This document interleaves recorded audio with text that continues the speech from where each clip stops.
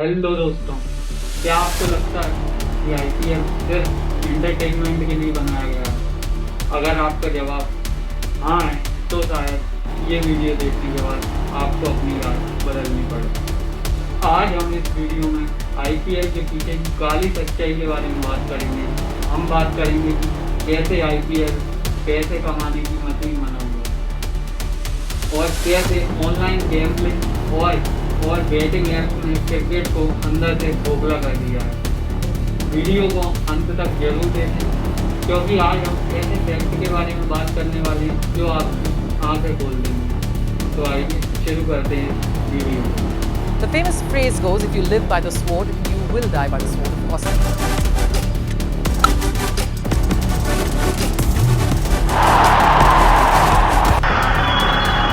It's a definite stroke there. An acrobatic wicket keeper.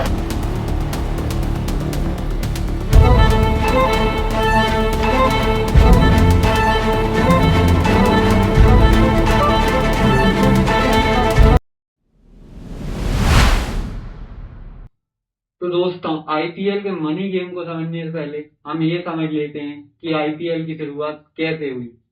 IPL के शुरू होने से पहले आईसीएल की शुरुआत की गई। इसका पूरा नाम इंडियन क्रिकेट लीग था। इसे जी एंटरटेनमेंट द्वारा मैनेज किया जाता था। इस पर बीसीसीआई का कोई कंट्रोल नहीं था। इसका कॉन्सेप्ट भी बिल्कुल आईपीएल की तरह ही था, जिसमें टीम ऑप्शंस के द्वारा अपने प्लेयर को सिलेक्ट करती थी।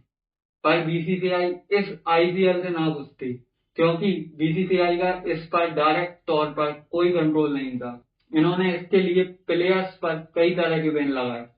13 सितंबर 2007 में बीसीसीआई ने आईपीएल को लॉन्च किया। It's a definite stroke there. An acrobatic wicket keeper. इसके 22 प्रेसिडेंट ललित मोदी थे। ये वही ललित मोदी हैं जो करोड़ों का स्कैम करके यूके भाग गए हैं। अप्रैल 2008 में आईपीएल का पहला सीजन खेला गया। बीसीसीआई का इस आईपीएल में बहुत बड़ा रोल था। बीसीसीआई इस पूरे आईपीएल को मैनेज कर बीसीसीआई, जिसका पूरा नाम board of control for cricket in India है, एक नॉन गवर्नमेंट ऑर्गेनाइजेशन है। जी हाँ, सही सुना आपने। इंडियन गवर्नमेंट का डायरेक्ट तौर पर इस पर कोई भी कंट्रोल नहीं है। ये इंडिया में क्रिकेट एक्टिविटी को रेगुलेट करती है। बीसीसीआई दुनिया में सबसे ज्यादा वेल्दीएस्ट क्रिकेट एसोसिएशन है। अब एक नजर हम इसके बिजनेस मॉडल पर भी डाल देते हैं। कैसे बीसीसीआई दुनिया की सबसे अमीर एसोसिएशन है। बीसीसीआई मेनली अपना पैसा 3 जगह से कमाती है। पहला, टीवी चैनल और स्ट्रीमिंग प्लेटफॉर्म जहां आप ये मैच देखते हैं। ये प्लेटफॉर्म स्टार स्पोर्ट्स और हॉटस्टार जैसे हो सकते हैं। ये बीसीसीआई को मैच स्ट्रीमिंग के लिए पैसे देते हैं। बीसीसीआई स्ट्रीमिंग राइट्स टीवी चैनलों और स्ट्रीमिंग प्लेटफॉर्मों को देती है। 2018 से 22 तक के मीडिया राइट बीसीसीआई ने 16,400 करोड़ रुपए में, यानी 3,300 करोड़ रुपए पर सीजन के हिसाब से बेचे।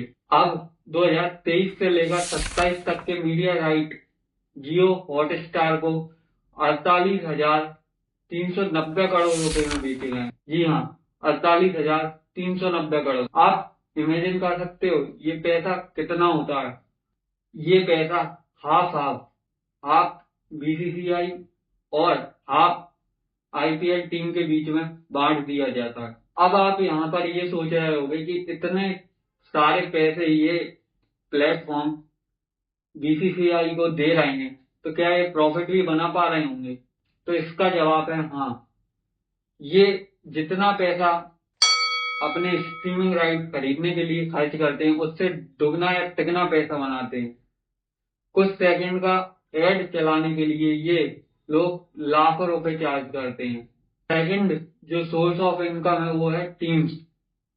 ये टीम्स प्राइवेट कंपनी या इंडिविजुअल्स के द्वारा ओन की जाती हैं। ये इंडिविजुअल्स कोई भी हो सकते हैं, कोई सेलिब्रिटी या बिजनेसमैन।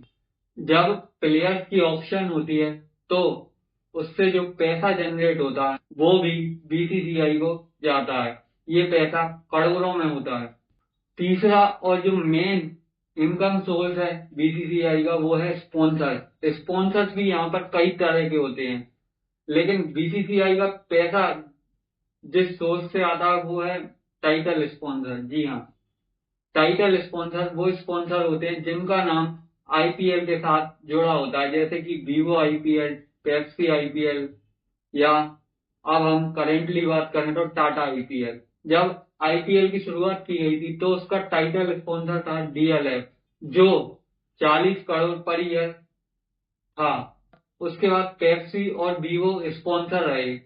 वर्तमान में ये स्पॉन्सरशिप टाटा के पास है, जो 2024 से लेकर 28 तक लगभग 2500 करोड़ में आईपीएल को स्पॉन्सर किया है। ये पैसा भी बीसीसीआई और टीम के बीच आधा आधा बांट दिया जाता है। इसके अलावा भी आईपीएल में कई और भी स्पॉन्सर होते हैं, जैसे जो एड हमें बीच बीच में देखने को मिलती है वो एड का पैसा भी बीसीसीआई को जाता है। अब हम बात करेंगे ये टीम या टीम के जो ओनर्स हैं वो पैसा कैसे बनाते हैं। तो एक तो मैंने आपको पहले बताया कि जो स्ट्रीमिंग राइट्स का पैसा आता है उसका आधा पैसा आईपीएल टीम को दिया जाता है। दूसरा, जो प्लेयर्स की जर्सी होती है उस पर जो कंपनी की ब्रांडिंग होती है वो पैसा भी टीम को दिया जाता है। इंडिया में बैटिंग और गैम्बलिंग का मार्केट साइज 8.2 लाख करोड़ है, जो तेजी से ग्रो कर रहा है। इंडिया में बैटिंग एप्स को दो तरह की कैटेगरी में बांटा गया है। एक वो जहां गेम ऑफ स्किल की ज्यादा जरूरत होती है गेम ऑफ लक के कंपैरिजन में, इस तरह के गेम को इंडिया के लीगल बताया गया है। और दूसरी वो जहां लक स्किल के कंपैरिजन में ऊपर रहता है। इस टाइप की गेम को इंडिया में इलीगल माना गया है। इस रिपोर्ट के अनुसार आईपीएल के दौरान 340 मिलियन लोग बैटिंग करते हैं। अब ये एप्स इंडिया में ऑपरेट कैसे करती हैं? तो ये इलीगल अकाउंट में ट्रांजैक्शन करवाती हैं। ये एप्स इंडिया में ऑफशोर एंटिटीज के द्वारा अपना बिजनेस चलाती हैं। ये कंपनियां किसी ऐसे छोटे देश में रजिस्टर्ड होती हैं जहां टैक्स और इनकम रूल्स ज्यादा सख्त नहीं है। अब हम बात करें कि ये पैसा जो ये एप्स हमसे लेती हैं वो आखिर जाता कहाँ है, इसका यूज कहाँ होता है। तो ये कई टेररिस्ट ग्रुप इलीगल एक्टिविटी के लिए इस पैसे का यूज करते हैं। जी हाँ, ये लोग इस पैसे से हथियार और बॉम्ब ब्लास्ट और भी कई इलीगल एक्टिविटीज इस पैसे के यूज से करते हैं। इन एप्स और वेबसाइट को आपके सेलिब्रिटी और सोशल मीडिया इन्फ्लुएंसर द्वारा प्रमोट किया जाता है, जिससे कई लोग इन एप्स के झांसे में आ जाते हैं और अपने मेहनत का पैसा इनमें बर्बाद कर देते हैं। 96 लाख रुपए का कर्ज है तुम्हारे ऊपर। माँ टीचर है, माँ बात नहीं कर रही, क्यों? घर का कोई और लोग? नहीं, रो मत, बिल्कुल रोगे नहीं, बिल्कुल नहीं रोगे। कोई नहीं, कोई नहीं, कोई बात नहीं करता। देखा आपने लापरवाही का नतीजा है। रोजाना कई केस हमें ऐसे देखने को मिले हैं जहां पर लोग अपना सारा पैसा इन बैटिंग एप्स में गवा देते हैं और बाद में सुसाइड कर लेते हैं।